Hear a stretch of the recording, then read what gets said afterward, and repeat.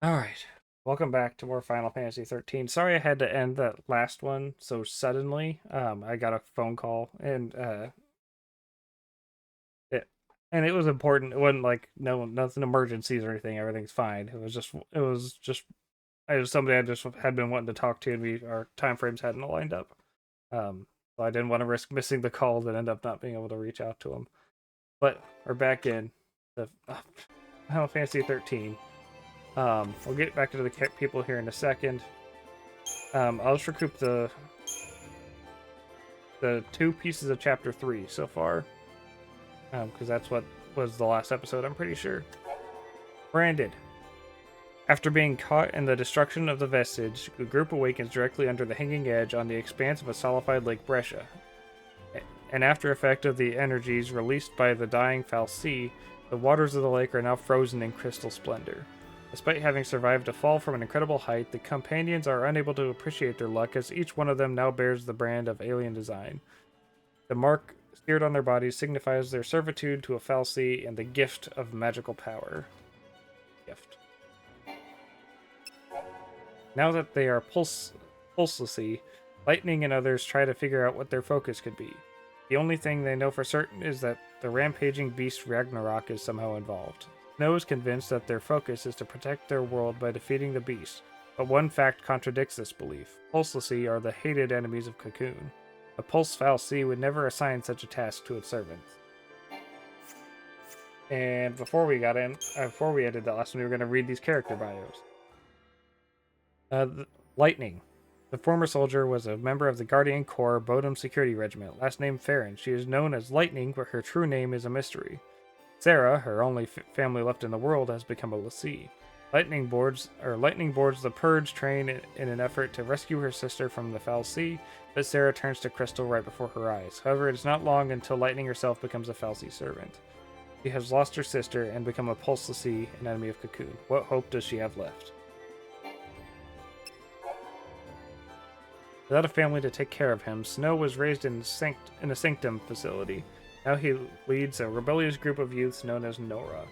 To prevent his beloved Sarah from becoming a Seath, I'm assuming how it's pronounced, he swears to help her fulfill her focus. However, before they discover what that focus is, Sarah falls into crystal slumber. Now l'Cie himself, Snow interprets his fiance's last words as the task he must complete, saving Cocoon. I don't see how that's his focus though, because like the focus gets assigned to you whenever you become a l'Cie. When she told him that, he was not a l'Cie yet, so like that hadn't even happened. So she'd have no way of knowing that. Just because she told him that, and then later he becomes a l'Cie, does not mean that that's his focus. I'm sure somebody told him to mow the lawn at some point. And actually, are lawns a thing here? I don't know, but like, yeah, someone told him to take out the garbage. But once he becomes a l'Cie, it doesn't suddenly make it his focus. Saz Katroy. Saz is how I think he's pronounced it in that cutscene. Or Kaztroy. Katztroy. Dang. Katzroy. Saz is a civilian-trained airship pilot. Though all of Cocoon's people view Pulse beings as invaders to be repulsed, few outside of the military decide to take matters into their own hands. What drives Saz and an ordinary citizen to attack Pulse Fal'Cie in the What drives Saz, an ordinary citizen, to attack the Pulse Fal'Cie on the Hanging Edge? In the Hanging Edge. After joining Lightning in her battle against the lower world entity, Saz shares her fate in becoming a l'Cie. I cannot talk right now. Hope S time. Hope is Hope is a boy who, along with his mother, becomes a victim of the Purge, answering Snow's call for volunteers. Hope's mother joins the rebellion, but is killed in the subsequent conflict. From that moment onwards, the grief-stricken teen harbors a consuming hatred for the Nora leader. With Vanille's encouragement, Hope follows Snow into the Pulse vestige. Within those ancient chambers, they encounter the Fal'Cie and are cursed with brands of l'Cie. Vanille. Vanille is a young woman who is also aboard the Purge train. Irrepressibly cheerful, she seems unaffected by a desperate situation around her. After being rescued from the train by Snow and his band of rebels, Vanille ends up sitting next to Hope and his mother. Following his mother's death, she sees the way the boy glares at the Nora leader. Vanille encourages Hope to join her and enter the Pulse vestige, where they encounter the lower world Fal'Cie. Sarah Farron.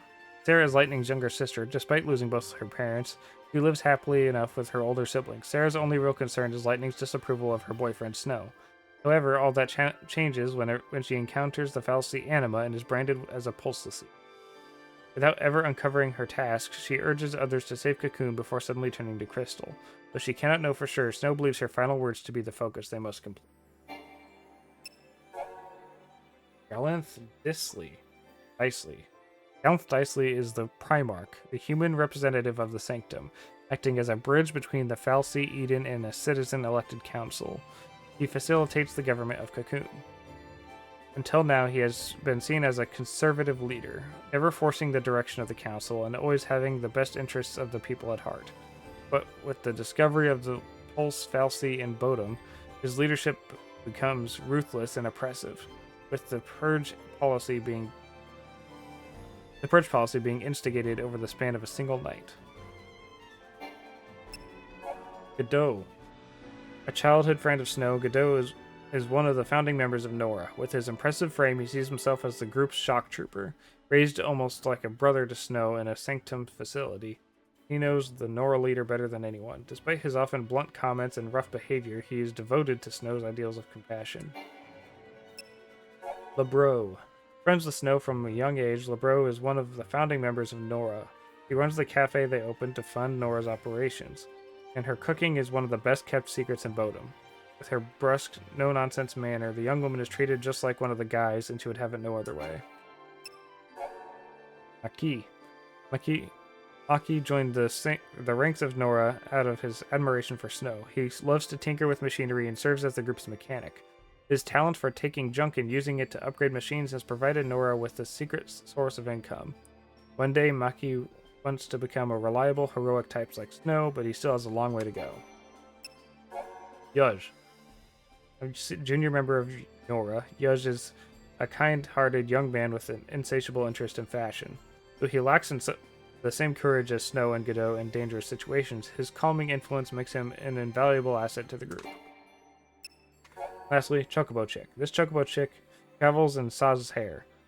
Though it has only been with Saz for a short while, a strong bond has formed between them. The chick has no name, as voicing the true identity of the animal might trigger ripples of destiny across Cocoon and cause a hurricane in Eden. Either that or Saz just hasn't thought of one. I was about to say, that was all new to me. But, in Cocoon Society. Sanctum Falsi.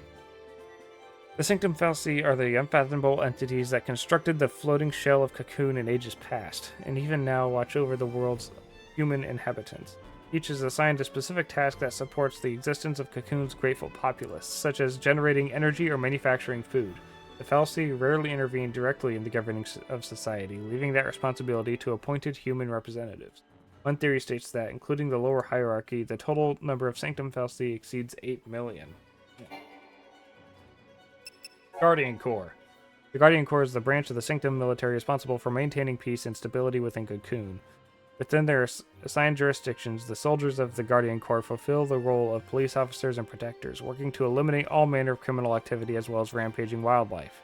As a unit that works alongside the general population, it rarely employs heavy weaponry or cruiser-class airships. However, the Corps does retain squads of highly mobile shock troops. Lastly, Bodum Security Regiment. The Bodum Security Regiment is a section of the Guardian Corps stationed in the coastal community of Bodum.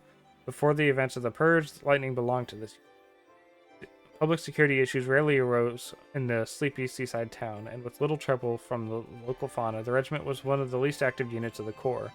During long spans of downtime, BSR troops were often sent to aid in exterminating dangerous wildlife in frontier regions. Okay. Shoot. I'm gonna keep doing this. I need a drink of water after that.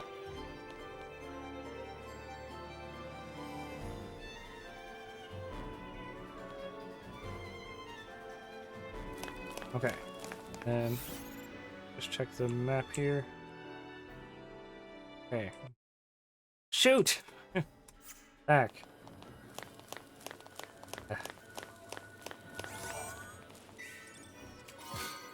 8 vials of strange fluid. Pleasant. Anything back here? Nope.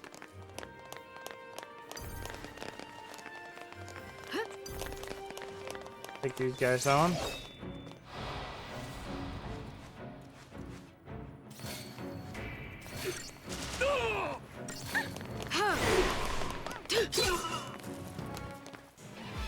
That was easy.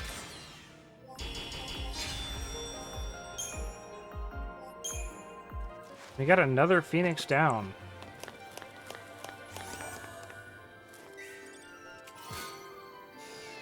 A Magician's Mark.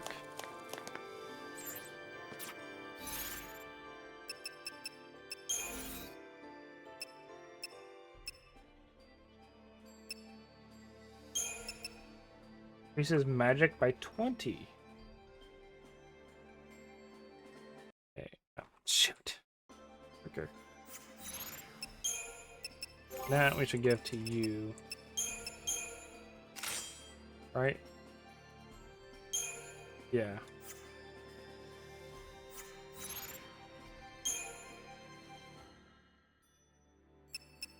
Good. We'll just leave it how it is for now.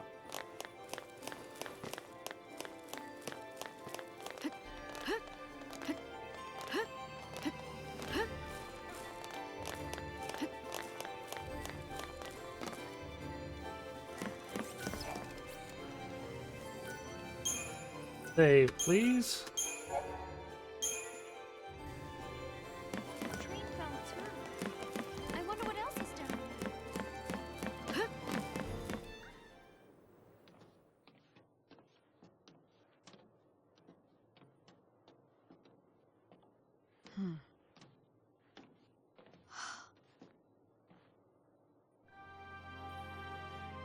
Sarah.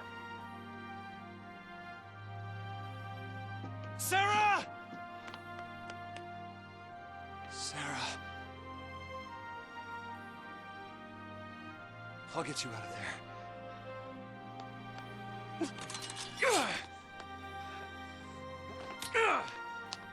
I'll help you. Thanks.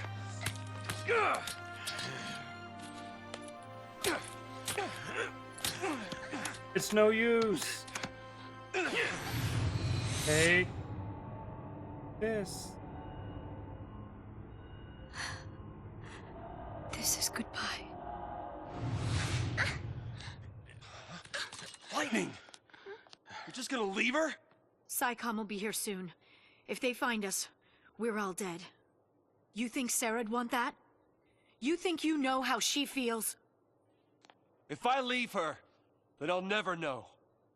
We'll be fine. I can handle anything they throw at us. No one will die.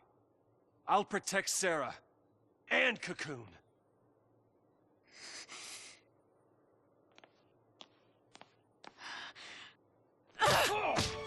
Dang. Does she look protected to you? I can save her! What can you possibly do?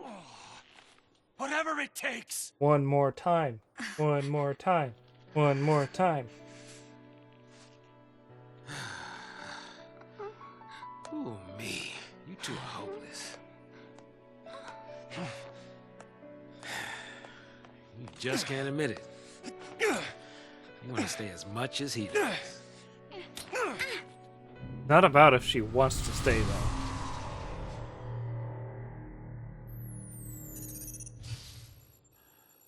Huh? Whoa, whoa! No, no! No, no, no! Not now!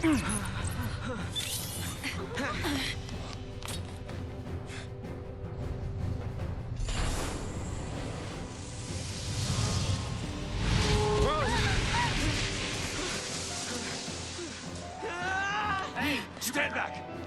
Hey!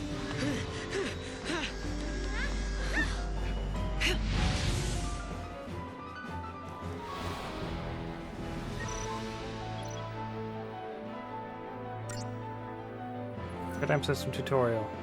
Enemy that stands before you has vast reserves of HP. This tutorial explains how to employ paradigms effectively to stagger it so you can deal extra damage and defeat it quickly. Okay? An offensive paradigm like Relentless Assault allows you to concentrate on the party's attacks on a single enemy and quickly stagger it. With those attacks, or stop those attacks, and the chain bonus you work so hard to build will begin to fall. As a result, it may seem like a good idea to stick with Relentless Assault for the entire battle. However, the enemy's powerful attacks are capable of reducing your party's HP to dangerous levels. If any of your party members take too much damage, shift to a paradigm like Solidarity that contains a medic and heal your characters before they are knocked out. Avoid using a defensive paradigm for too long, though. The longer you use it, however, the chain bonus will fall and the harder it will be to stagger your opponent. Pay close attention to both your party's HP and the enemy's chain gauge, shifting paradigms as needed. For the time being, your best bet is paradigm composed of commandos and ravagers like Relentless Assault. Focus on driving up your chain bonus until your party has taken significant damage. Then shift to Solidarity to recover. As soon as someone has been healed, shift back to offense. The goal is to stagger your enemy as quickly as possible, so do your shifting efficiently without giving his chain gauge a chance to recover. That's kind of already the plan.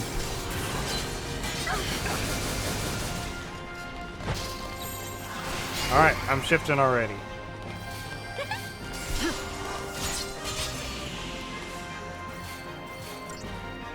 Oh, Vanille gets herself healed up.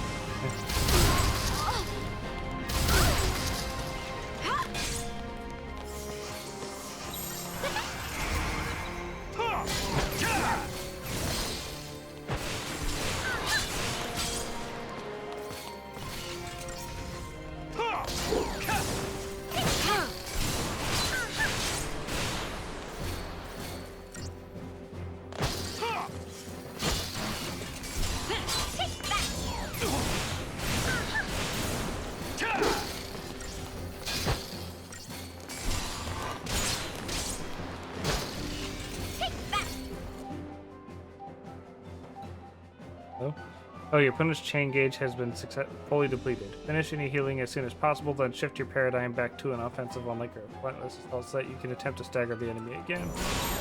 Okay. We gotta win this!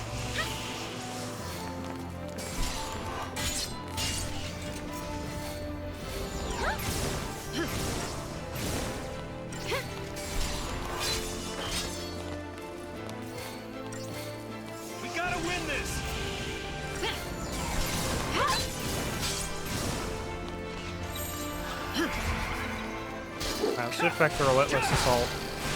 Doing fine for now.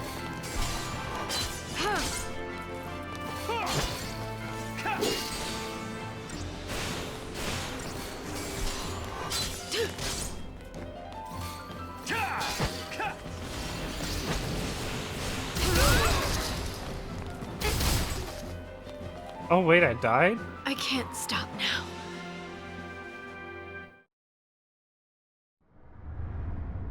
My HP wasn't even low, was it? Was it?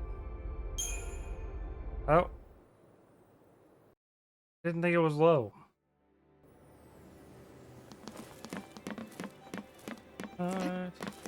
Well, hang on. Before we go in, how are we doing on... Well, not a ton, but I'll use it anyway, just in case.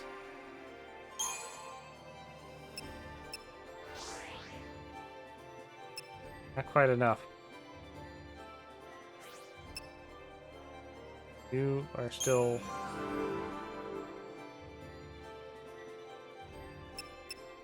pretty maxed out. I still don't know how to, like, get you a new one.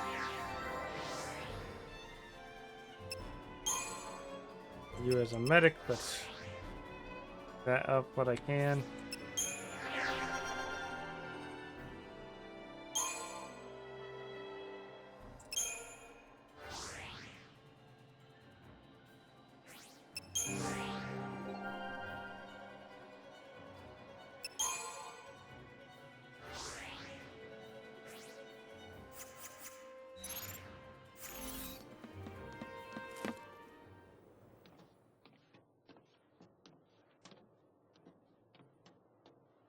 How do I skip again?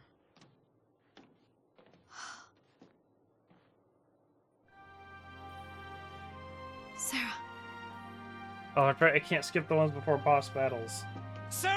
Gotta watch this whole thing again. Sarah, Goodness. I'll get you out of there. Well, in that sort of meantime, I've already seen this. I have to watch the whole thing again just to read the dual boss fight. Really stupid, if you ask me. Really not sure how I feel about this game, to be honest. There are things I really like the story and everything. This is goodbye. But then there are things I don't like how linear.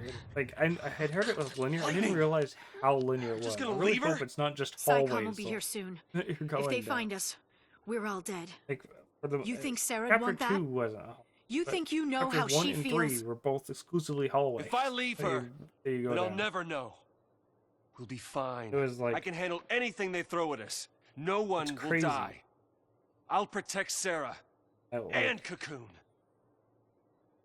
I like the story. I like the characters. I like the character design.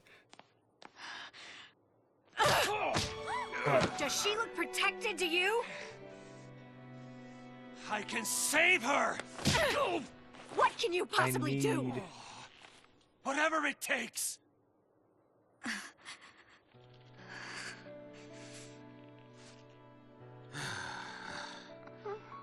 Ooh, me. You two are hopeless. You just can't admit it. You want to stay as much as he does.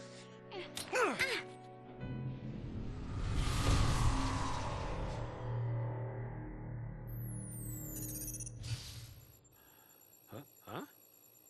Whoa, whoa! No, no! No, no, no! Not now!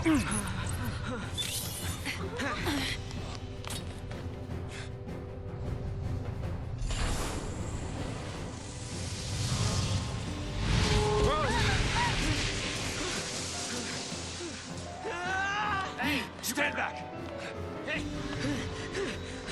I wonder if we actually were collecting CP that entire time, and you just didn't actually get it didn't show up until chapter 3 started. So skipping the battles actually was hurtful. Skip the tutorial. I know what I'm doing.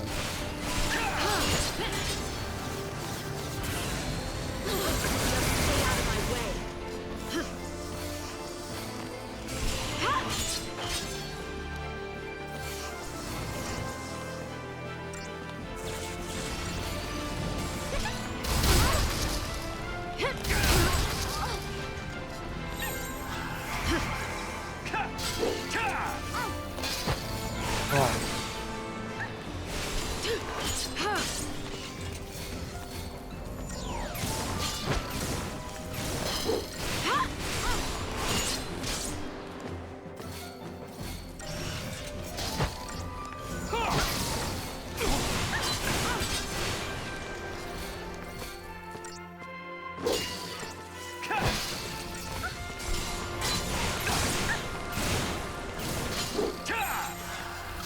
Oh, they already. We gotta win this! They're at the end of basically at the end of the stagger gauge anyway.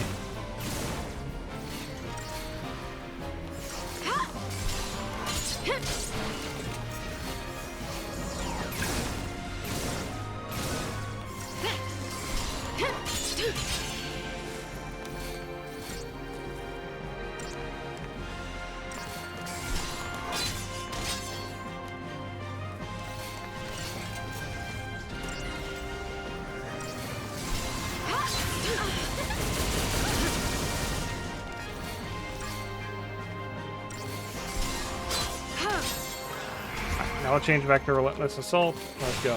Let's go to work.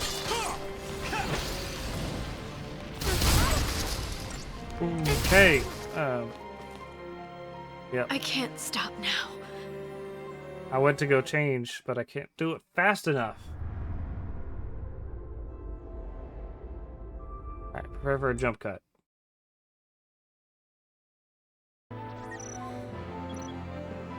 Hey. Welcome back. Yeah, now the paradigm system works.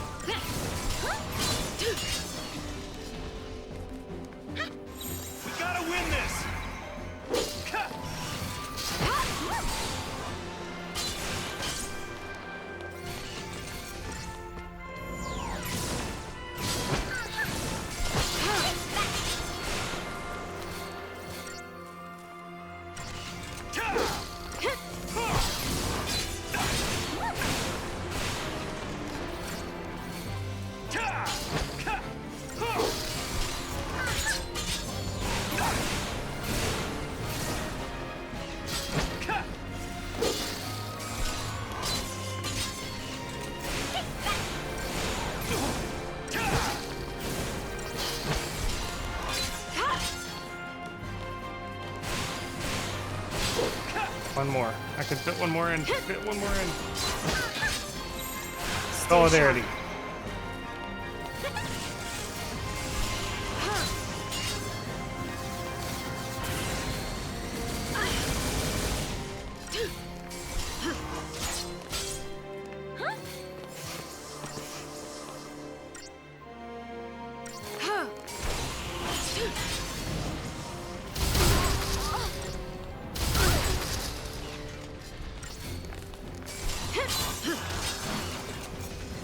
Just stay out of my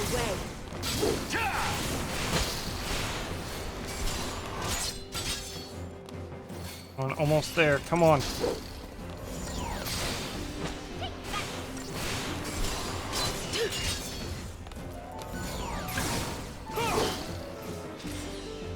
All right. Finally.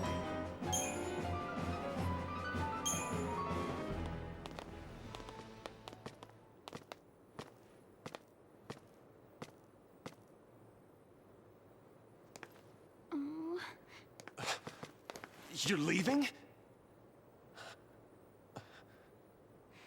We want to help Sarah too. But without tools, we could be digging for days. The army's on our trail. So for now, we gotta keep moving. For now. So I just abandoned her and saved myself? What about your focus? What happened to banding together and saving the world? Isn't that what you promised? Now you want to forget it all and die right here? Snow, you're nothing but talk.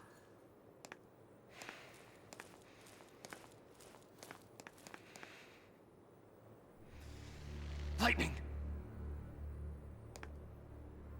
I'll do whatever it takes. I'll finish this focus and keep Sarah safe. That's my promise. Great job so far. Oof.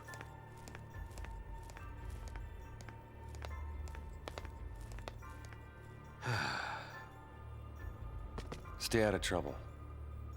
Mm-hmm. You too.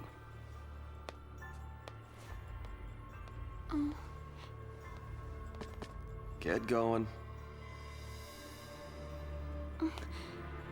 But... Later. Okay.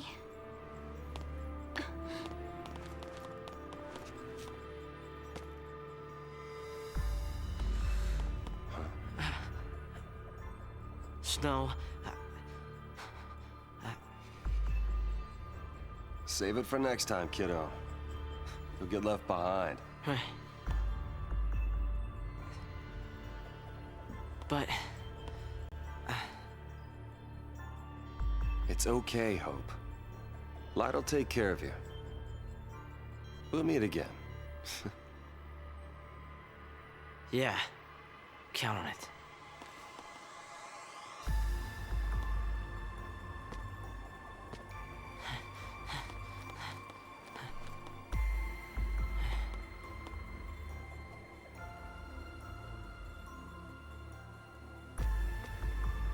I like this track.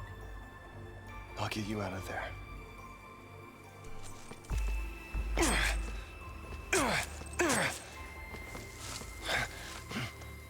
He's making progress. There is some little bits of it coming out. Count on it.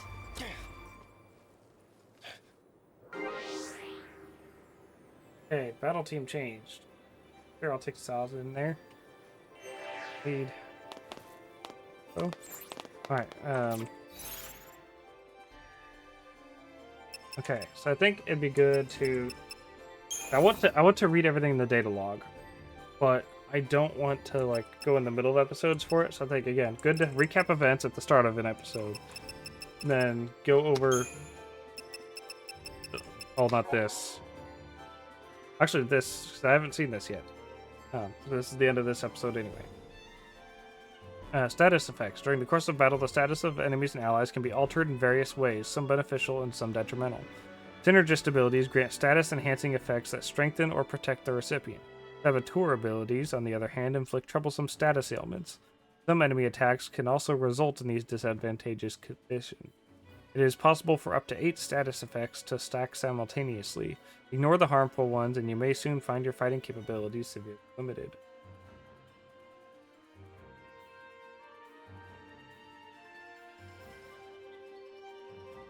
Interesting. There's multiple pages. Common status effects include bonuses and penalties to offensive and defensive attributes.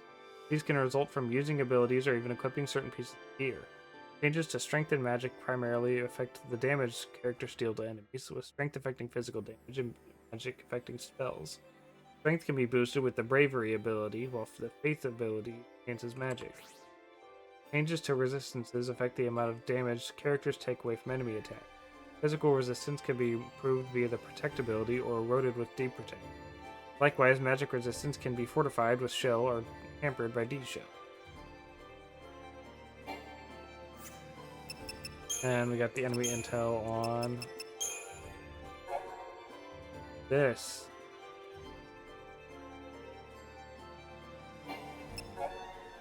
Okay. Okay. That is going to do it for this episode, ladies and gentlemen. Thank you for watching. Catch you guys in the next one, and goodbye.